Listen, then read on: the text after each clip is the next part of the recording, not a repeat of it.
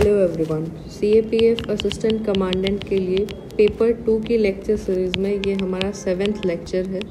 इसमें हम लोग देखेंगे ऑर्गेनाइज्ड क्राइम्स के बारे में। इसका कंटेंट रहने वाला है ऑर्गेनाइज्ड क्राइम। अगर आप लोगों का एसे राइटिंग में आ जाता है तो इंट्रोडक्शन लिखना है फर्स्ट ऑफ ऑल। उसके बाद आपको कुछ ऑर्गेनाइज्ड क्राइम्स के बारे में बता देना है, कौन कौन से ऑर्गेनाइज्ड क्राइम्स के एग्जांपल्स हैं।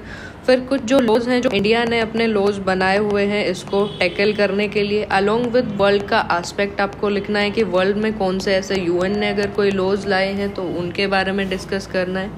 इंट्रोडक्शन में आप इसका ऑर्गेनाइज्ड क्राइम्स का इंट्रोडक्शन भी दे सकते हो, उसका डेफिनेशन भी डाल सकते हो। सेकेंड एक way of introduction is you can tell about the current affairs if there is something in the news। आप उसको कोट कर सकते हो कि कोई ऐसा टेररिज्म के रिलेटेड, कोई ऑर्गेनाइज्ड क्राइम्स के रिलेटेड कोई आर्टिकल आपने पढ़ा है, उसके बारे में आप बता सकते हो।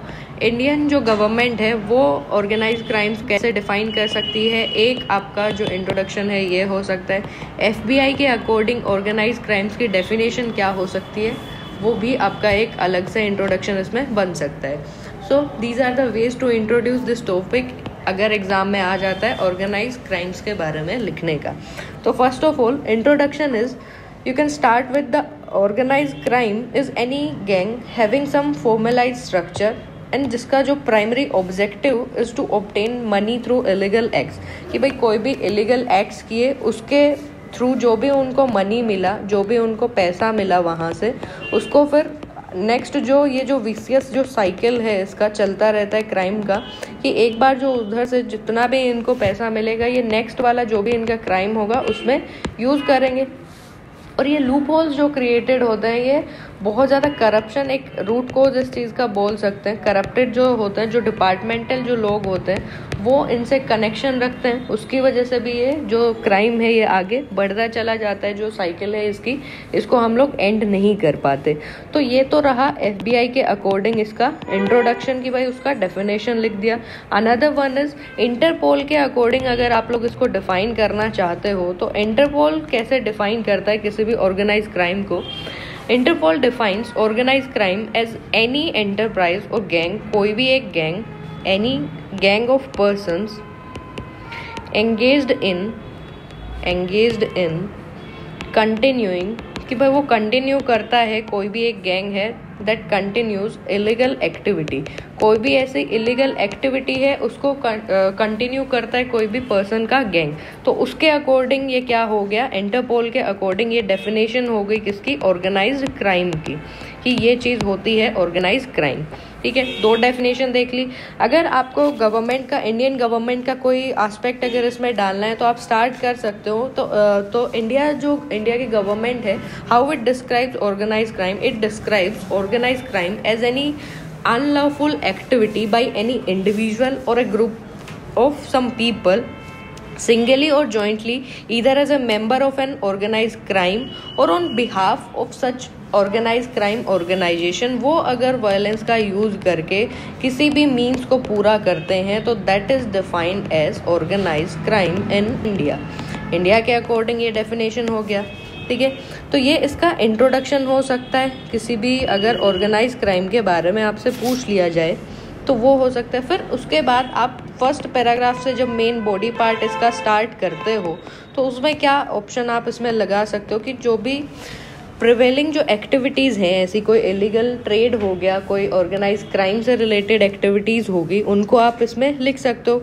जैसे इंडिया में आप बोल सकते हो कि ऑर्गेनाइज क्राइम्स क्या चल रहे हैं, organise crimes in India are like is कुछ जो साइको एक्टिव सब्सटेंसेस होते हैं उनको प्रोड्यूस किया जाता है, psycho active substances produced in India.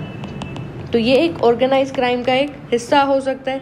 दूसरा क्या हो सकता है कि जो चाइना का अगर एस्पेक्ट देखें तो चाइना में आप लोग बहुत बार न्यूज़ में देखते हो इंटरफेयर गुड्स का production in China, goods production, ये चाइना का एस्पेक्ट आप इसमें बता सकते हो।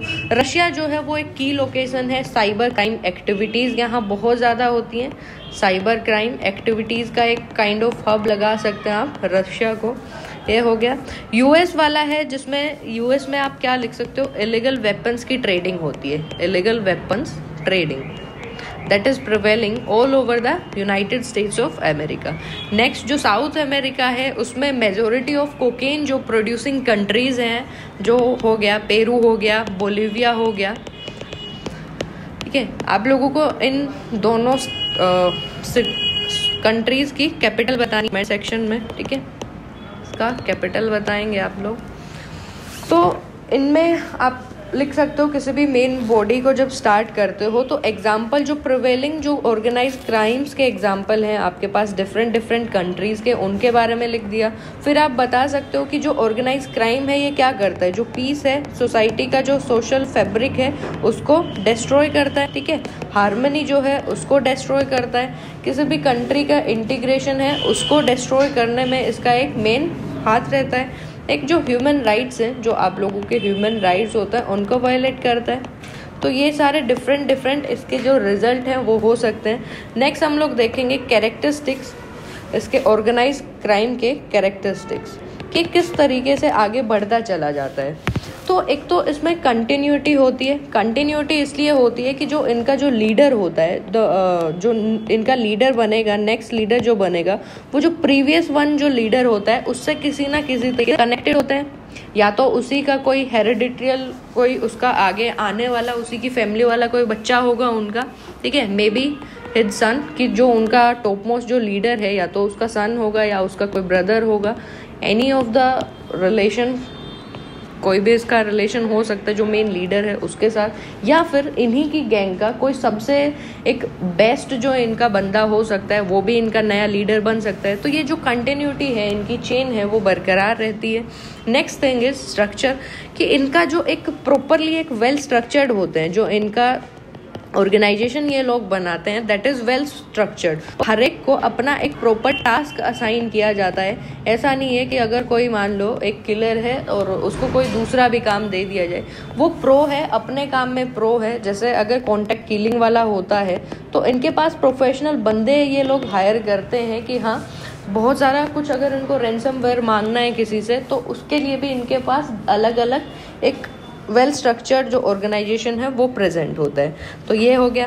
फिर अभी इनमें अगर मेंबरशिप की बात करें, इनके मेंबरशिप की, to became a core member, जो नया जो पर्सन होगा उसका कोई ना कोई क्रिमिनल बैकग्राउंड होना ज़रूरी होता है, बिकॉज क्रिमिनल बैकग्राउंड वाले को ये प्रेफरेंस देते हैं। जैसे तुम लोगों को जॉब में प्रेफरेंस मिलता है, इसी तरीके से इनके जो ऑर्गेनाइजेशन है इनमें आने के लिए कुछ इनके क्राइटेरियाज होते हैं, तो उसको प्रेफरेंस देते हैं। अभी कोई क्रिमिनल है और वो दोबारा जाके दूसरी गैंग के साथ मिल जाता है और ये जो ऑर्गेनाइज क्राइम है इसमें भी वो इन्वॉल्व हो जाता है, तो इसी तरह से ये साइकिल चलती रहती है। फिर इसके बाद वो किसी और साइकिल में फंसता चला जाएगा। तो ये चीज़ें कंटिन्यूटी में वेल स्ट्रक्चर्ड मैनर में और इनकी मेंबरशिप इनको मिलती रहती है।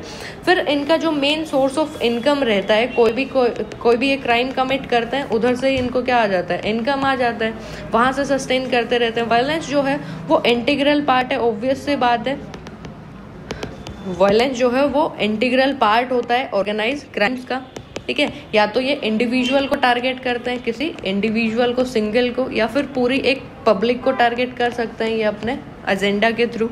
नेक्स्ट क्या होता है, जो पब्लिक डिसऑर्डर होता है उसको ये डिस्टर्ब कर देते हैं, ठीक है।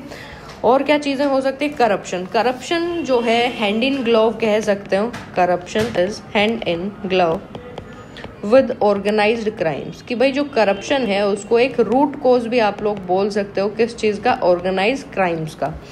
क्योंकि जो करप्ट एनवायरनमेंट होता है उसमें ये जो ऐसी एक्टिविटीज़ हैं ऑर्गेनाइज क्राइम की ये बहुत ज़्यादा इंक्रीज हो जाती है, क्योंकि उनको देखने वाला, उनके ऊपर चेक एंड बैलेंस वाला अगर बंदा साथ में करप्ट हो जाए तो ऑब्वियस सी बात है कोई ना कोई क्रिमिनल एक्टिविटीज जो है वो इंक्रीज होने वाली हैं, ठीक है।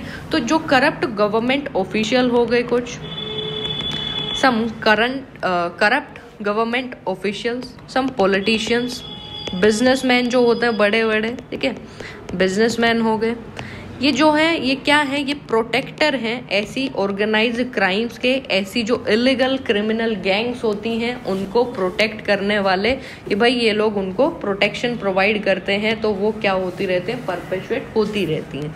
कुछ ऑर्गेनाइज क्राइम्स के अगर एग्जांपल हम लोग देखें तो स्मगलिंग हो गया, ड्रग ट्रैफिकिंग हो गया, money laundering, terrorism, contract killing हो गया, ट्रैफिकिंग ऑफ ह्यूमन बींग्स हो गया, फ्लैश ट्रेड हो सकता है, आर्म्स प्रोलिफरेशन हो गया, क्राइम, साइबर क्राइम जो है, जैसे जैसे टेक्नोलॉजी इंक्रीज करती जा रही है साइबर क्राइम्स बढ़ते जा रहे हैं, प्राइवेसी जो है लोगों की वो हार्म होती जा रही है। आए दिन आप लोग देखते हो क्रेडिट कार्ड का चीज़ें, ये चीज़ें भी चली हुई हैं, क्रेडिट कार्ड फ्रॉड। तो ये सारा टेक्नोलॉजिकल एडवांसमेंट के साथ जो उसकी एक डार्क जो ग्रे साइड है वो हम लोगों को शो करता है। तो ये सारा एक ऑर्गेनाइज क्राइम के टाइप हो सकते हैं। अब ड्रग ट्रैफिकिंग हम लोग देखेंगे कि ड्रग ट्रैफिकिंग में होता क्या है। आप लोगों को इतना डीपली अपने एसे राइटिंग में नहीं लिखना होता, बट ऐसा नहीं है कि आप लोग सिर्फ इसी में से कोई चीज़ें लिखो, करंट अफेयर्स में से भी आपको चीज़ें उठा के लिखनी होती हैं। But just for the sake of कि आप लोगों को वो चीज़ें समझ आ जाए, हम एक बार डिस्कस कर लेते हैं ड्रग ट्रैफिकिंग के बारे में। ड्रग ट्रैफिकिंग क्या होता है? It is a kind of most heinous organise crime जो कि किसी भी कंट्री को अफेक्ट कर सकता है। ज्योग्राफिकली जो इंडिया है वो एक गोल्डन ट्राइंगल और गोल्डन क्रेस्केंट के बीच का एरिया पड़ता है। अब ये गोल्डन क्रेस्केंट और गोल्डन ट्राइंगल हम लोग समझ लेते हैं, ये दोनों एरिया जो हैं इसमें ओपियम प्रोड्यूस की जाती है, ठीक है। और ओपियम कुछ इंडिया के कुछ इंटरनल पार्ट्स में भी इलीगली जो है वो प्रोड्यूस की जाती है। उसको मेडिकली लाइसेंस मिल जाता है इसके अंडर, बट मेडिकली लाइसेंस के अंडर इसका फिर इलीगल ट्रेड ये लोग शुरू कर देते हैं, ठीक है। तो एक ये हो गया, प्लस जो गोल्डन ट्राइंगल और क्रेस्केंट वाला एरिया है वो हम लोग देख लेते हैं। Let me just draw India's map. ये आपका हो गया जम्मू कश्मीर वाला पार्ट, ये हो गया आपका जम्मू कश्मीर वाला पार्ट, रफली सा हम इसको बना लेते हैं। राजस्थान वाला पार्ट हो गया ये गुजरात वाला, दिस इज साउथ इंडिया, ये आपका नॉर्थ ईस्ट इंडिया हो गया, बांग्लादेश वाला पार्ट, और ये ओडिशा वाला पार्ट। तो यहाँ जो है इसकी जो नेबरिंग कंट्रीज हैं इंडिया के, यहाँ जो नेबरिंग कंट्री है आपकी that is Pakistan, upper side में अफगानिस्तान हो गया। अगर ईस्टर्न साइड में हम लोग देखते हैं तो दैट इज म्यांमार, यहाँ है आपका लाओस और ये थाईलैंड, ठीक है। अगर इनको देखें तो ये हो गया आपका गोल्डन ट्राइंगल, इन तीनों को मिला के बनता है। तो यहाँ जो ओपियम प्रोड्यूसिंग कंट्रीज हो गई ये 3, ठीक है। और इधर साइड अगर हम लोग नॉर्दर्न साइड इसका देखें तो अफगानिस्तान, पाकिस्तान और इधर पड़ता है आपका ईरान। अब इन तीनों को इधर मिलाकर ये जो एक क्रेस्केंट शेप का, जो जैसा आपका चांद होता है उसकी शेप का बना है ये स्ट्रक्चर, तो ये हो गया golden crescent opium producing area. And eastern side में आपका हो गया ये गोल्डन ट्राइंगल, और इन दोनों के बीच में हमारा पड़ता है इंडिया। तो जो ट्रेड होता है इलिसिट जो ओपियम प्रोडक्शन इन एशिया की 2 प्रिंसिपल एरियाज में होता है, तो इसकी वजह से जो इंडिया, इनके वर्ल्ड जो लीडिंग प्रोड्यूसर्स हैं ये दोनों, इनके बीच में इंडिया की लोकेशन है। तो ये एज ए ट्रांजिट काम करता है, ट्रांजिट फॉर नारकोटिक्स। जो नारकोटिक्स इन दोनों रीजन में प्रोड्यूस होती हैं उसके बीच में India as a transit work करता है, ठीक है। तो स्पेशली जो वेस्ट की साइड, जो रेस्ट ऑफ द वर्ल्ड में जो भी इनका ट्रेड होता है वो इंडिया से होकर के गुजरता है। तो इसलिए बोला जाता है कि इंडिया इन सब चीज़ों से भी अफेक्टेड है। नेक्स्ट हो सकता है आपका स्मगलिंग। स्मगलिंग क्या होता है? स्मगलिंग में आता है कि किसी भी चीज़ का ट्रेड हुआ है तो वो उसका रिकॉर्ड प्रेजेंट नहीं है, अनरिकॉर्डेड ट्रेड, ठीक है। अनरिकॉर्डेड ट्रेड उसको बोला जाता है आपका स्मगलिंग। इंडिया की एक वास्ट कोस्ट लाइन है, पोरस बॉर्डर है, ठीक है। प्रीवियस चैप्टर्स में हम लोगों ने देखा है किस किस कंट्री के साथ इंडिया का पोरस बॉर्डर है। तो स्मगलिंग के प्रोन है, पोरस बॉर्डर है। तो मेनली स्पेशली अगर बात करें कुछ एग्जांपल की, तो जैसे टेक्सटाइल इंडस्ट्री में ये बहुत ज़्यादा चलता है। जो टेक्सटाइल आइटम्स हैं उनकी स्मगलिंग होती रहती है। इसी के चलते जो 1978 में ICG इंडियन कोस्ट गार्ड का इस्टेब्लिशमेंट हुआ था इन सब चीज़ों को रोकने के लिए। गोल्ड की स्मगलिंग हो सकती है, किसी भी प्रीसियस मेटल की स्मगलिंग हो सकती है। तो ये हो गया अनरिकॉर्डेड जो ट्रेड होता है that is known as smuggling. Next one is money laundering. अब मनी लॉन्ड्रिंग में क्या होता है, इनके एक डिफरेंट पूरा एक चैप्टर है, वो हम लोग कर चुके हैं कुछ चैप्टर्स, कुछ नेक्स्ट आने वाले चैप्टर्स में करेंगे कि जो इलीगल मनी है, illegal money is converted into the legal one. तो लीगल वन में कन्वर्ट कर देना अपने इलीगल मनी को, उसको बोला जाता है मनी लॉन्ड्रिंग।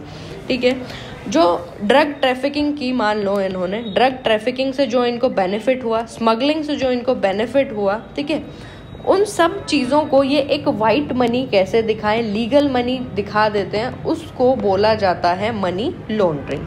ठीक है, मनी लॉन्ड्रिंग बहुत सारी चीज़ों को अफेक्ट कर सकती है। कंट्री का जो है एक प्रॉपर जो सिस्टम चला हुआ है, इंटीग्रिटी के लिए भी हार्म है, जो डेमोक्रेसी है उसके लिए भी एक हार्म है। नेक्स्ट हो सकता है टेररिज्म हो सकता है। फिर आता है कॉन्ट्रैक्ट किलिंग। कॉन्ट्रैक्ट किलिंग में क्या होता है, ये लोग कुछ ऐसे बंदों को, प्रोफेशनल बंदों को हायर करते हैं, प्रोफेशनल बंदों को ये लोग हायर कर लेते हैं। एक ऑर्गेनाइज क्राइम गैंग्स जो होती हैं, हाईली स्पेशलाइज्ड और प्रोफेशनल जो सर्विस प्रोवाइडर्स हैं, उनको यूज़ करते हैं, ताकि कुछ बहुत ज़्यादा, आप लोगों ने न्यूज़ में सुना होगा किसी एक बिजनेसमैन ने, एक बिजनेसमैन का दूसरे बिजनेसमैन को एलिमिनेट करने में हाथ है और उन्होंने कॉन्ट्रैक्ट किलिंग पे उसको एलिमिनेट करवा दिया। तो ये लोग ये सारी चीज़ें प्रोवाइड करते हैं ऑर्गेनाइज क्राइम्स के अंडर कि हाँ ये सब चीज़ें होती हैं।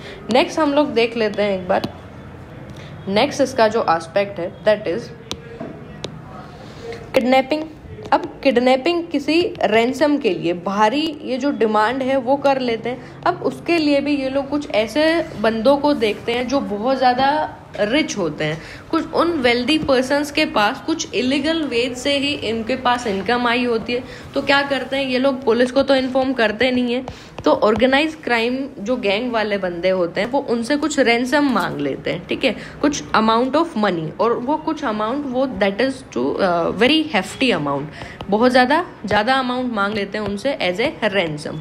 ठीक है, तो ये जो बिजनेसमैन बड़े होते हैं ये रिपोर्ट तो करते नहीं है पुलिस को। इसी तरीके से जो ये इन सब चीज़ों के चलते ये जो इनका बिजनेस है ऑर्गेनाइज क्राइम का, ये फ्लोरिश होता जाता है, इंक्रीज होता जाता है। ठीक है, तो ये एक चीज़ हो सकती है। फिर माइग्रेंट ट्रैफिकिंग हम लोगों ने देखा था। तो माइग्रेंट ट्रैफिकिंग किस लिए होता है कि भाई जो एक प्लेस से दूसरे प्लेस पर जो पर्सन जाता है, अब मान लो जो मिडल ईस्ट की कंट्रीज हैं उनमें बहुत ज़्यादा डिमांड है लेबर की। ठीक है, चीप लेबर की काफ़ी सारी डिमांड है वहाँ, चाहे वो स्किल्ड लेबर हो, अनस्किल्ड लेबर हो। अब उसके साथ क्या होता है कि वो जो कुछ अब्रॉड भेजने वाली जो ऐसी ट्रांसपोर्ट वाली कंपनीज होती हैं, लोग उनके पास चले जाते हैं, वो ट्रेवल डॉक्यूमेंट्स के बहाने कि भाई हम तुम लोगों को ट्रेवल डॉक्यूमेंट्स दिलवा देंगे, जॉब अपॉर्चुनिटीज दिलवा देंगे अब्रॉड में, तो उन लोगों के साथ फ्रॉड हो जाता है। और स्पेशली जो अनस्किल्ड लेबर होते हैं उनके साथ ये फ्रॉड ज़्यादा होता है। ठीक है, जो उनके ट्रैप में फंस जाते हैं, तो ऐसे ही ये माइग्रेंट्स की सप्लाई कर देते हैं। नेक्स्ट एक और हमने एग्जाम्पल देखा था दैट इज फ्लैश ट्रेड। अब इसमें क्या होता है कि विमेंस की ट्रेडिंग होती है, स्पेशली जो सिटीज़ हैं, बहुत ज़्यादा मेट्रोपॉलिटन सिटीज़ हैं, उसमें ये चीज़ें चलती हैं। ऑर्गेनाइज क्राइम की जो गैंग होती है वो क्लोजली एसोसिएटेड होती है कुछ ब्रोथल्स के साथ में। ठीक है, ब्रोथल्स के साथ में उनका कुछ लिंक होता है, और वो लोग क्या करते हैं, they use to supply young girls to various part of the world, कि डिफरेंट पार्ट में वो लोग सप्लाई करते हैं। एक नेक्स्ट आता है आर्म्स प्रोलिफरेशन, कि इंडिया जो है वो इंडिया ने पहले भी सफ़र किया है and right now still India is suffering due to trafficking of illicit arms. अब फायर आर्म्स जो प्रोलिफरेशन होता है ये बहुत ही ज़्यादा डेंजरस होता है, किसी भी कंट्री के पीस को ख़त्म कर सकता है। वेपन्स ऑफ मास डिस्ट्रक्शन भी है, बहुत ज़्यादा आर्म्स भी सप्लाई होती है, तो वो होता है आपका आर्म्स प्रोलिफरेशन में। नेक्स्ट साइबर क्राइम हम पहले डिस्कस कर चुके हैं, जस्ट एक बार इसको रिवाइज कर लो कि जो डिपेंडेंस है इंटरनेट के ऊपर वो बढ़ता जा रहा है, इंटरनेट यूजर्स इंक्रीज हो रहे हैं। इंटरनेट यूजर्स इंक्रीज होने के साथ साथ हर एक चीज़ का एक डार्क साइड होता है, तो वो डार्क साइड इस टेक्नोलॉजी एडवांसमेंट का क्या है कि जो क्रेडिट कार्ड फ्रॉड्स आप आए दिन देखते हैं, क्रेडिट कार्ड्स का फ्रॉड चला हुआ है, चाइल्ड पोर्नोग्राफी चली हुई है, ठीक है, ये हो गया। हैकिंग हो गया, कंप्यूटर सिस्टम ब्रीच कर जाता है, सडनली जो है कंप्यूटर की फाइल्स करप्टेड दिखा देता है सारी, ठीक है। कॉपीराइट इन्फ्रिंजमेंट बहुत ज़्यादा चला हुआ है, प्राइवेसी इश्यूज़ के आए दिन आप न्यूज़ देखते हो, तो ये सारा साइबर क्राइम, ऑर्गेनाइज क्राइम के अंडर आ सकता है। एक और एस्पेक्ट क्या हो सकता है इसका, wild life trafficking. Wild life trafficking, अब आप लोग बोलते हो कि आपको पॉइंट्स नहीं मिलते, अब ये सेम ऑर्गेनाइज क्राइम्स का इकोनॉमी से रिलेट करवा दो, वाइल्ड लाइफ चीज़ों से रिलेट करवा दो, इंडिविजुअल पे इफेक्ट क्या होता है वो बता दो, कंट्री के ऊपर क्या इफेक्ट होगा, जो पूरा वर्ल्ड है उसके ऊपर क्या इफेक्ट होगा। अब वाइल्ड लाइफ ट्रैफिकिंग में क्या आता है, पॉचिंग हो गया कि एनिमल्स की स्किन के लिए, उनके टीथ के लिए, उनके हॉर्न्स के लिए ये लोग क्या करते हैं, एनिमल्स की ट्रैफिकिंग करते हैं। जैसे एलिफेंट का जो है आइवरी जो टस्क होता है उसके लिए, राइनो जो होता है उनका जो गेंडे होते हैं, गेंडे के जो सींग होता है, हॉर्न होता है उसके लिए, टाइगर के कुछ बॉडी पार्ट्स बहुत ज़्यादा डिमांड में रहते हैं, तो इनके लिए जो वाइल्ड लाइफ ट्रैफिकिंग ये लोग इसको करते रहते हैं। फिर एक एस्पेक्ट आता है कि पंजाब का आप लोगों को न्यूज़ भी देखने को मिल सकती है इस चीज़ पे कि पंजाब में जो ड्रग कल्चर है उसके ऊपर, या फिर नारकोटिक्स प्रॉब्लम ऑफ पंजाब, तो जो नारकोटिक ट्रेड की जो प्रॉब्लम है ये बहुत ज़्यादा एक बिगेस्ट चैलेंज बना हुआ है पंजाब के लिए, ठीक है। ये बहुत ज़्यादा अभी जो डीप रूट हो चुकी है इसकी। कहा जाता है कि जो 15 से 35 साल के लोग हैं, 35 ईयर्स एज इन पंजाब, उनमें से नियर अबाउट 8.5 लाख जो यूथ है पंजाब का वो ड्रग अब्यूज से अफेक्टेड है, ठीक है। इतना ज़्यादा वाइड स्प्रेड हो चुका है ये ड्रग एडिक्शन उन लोगों में। एटलीस्ट 1/3 जो वहाँ की पॉपुलेशन है वो ओपियम कंज्यूम करती है, अबाउट 1/3, ठीक है। और कुछ लोग तो फार्मास्यूटिकल जो इंडस्ट्रीज होती हैं उस पर, उसके आड़ में, और हेरोइन और ये सारी चीज़ें वो लोग कंज्यूम कर लेते हैं। चलो अब नेक्स्ट हम लोग देखते हैं इस चीज़ का कि ये जितनी प्रॉब्लम्स आई हैं, ये सारी प्रॉब्लम्स, इन सबको कंट्रोल करने में हमें क्या दिक्कत आ सकती है, कुछ चैलेंजेस क्या होंगे अगर इन सब चीज़ों को टैकल करना है, इन एफर्ट्स को, तो उसमें कुछ चैलेंजेस हो सकते हैं। जैसे इनएडिक्वेट लीगल स्ट्रक्चर, की जो लीगल स्ट्रक्चर है वो प्रॉपरली डिफाइंड नहीं है, उसकी कमी है हम लोगों के पास। प्रूफ अगर किसी चीज़ का हमें निकालना है तो प्रूफ ऑब्टेन करने में भी कुछ दिक्कत मिल सकती है, डिफ़िकल्टीज हो सकती है, बिकॉज जो ये ऑर्गेनाइज क्राइम गैंग होती है इनका एक हायरार्कियल जो स्ट्रक्चर होता है, हायरार्की प्रेजेंट होती है इन लोगों की, कि जो जब सबसे लोवेस्ट है पुलिस उसी को पकड़ पाती है। जो इवन इनका लीडर होता है, जहाँ से ये सारी चीज़ें, ये चेन चली हुई होती है, वो कभी पकड़ भी नहीं पाते इनको, और वो प्रॉपरली इंसुलेटेड होता है कि उस तक ये जो इनका लोवेस्ट जो बंदा काम कर रहा है वो भी नहीं जानता कि इनका जो बॉस है वो कौन होगा। तो ऐसे जो प्रूफ मिलने में दिक्कत हो सकती है।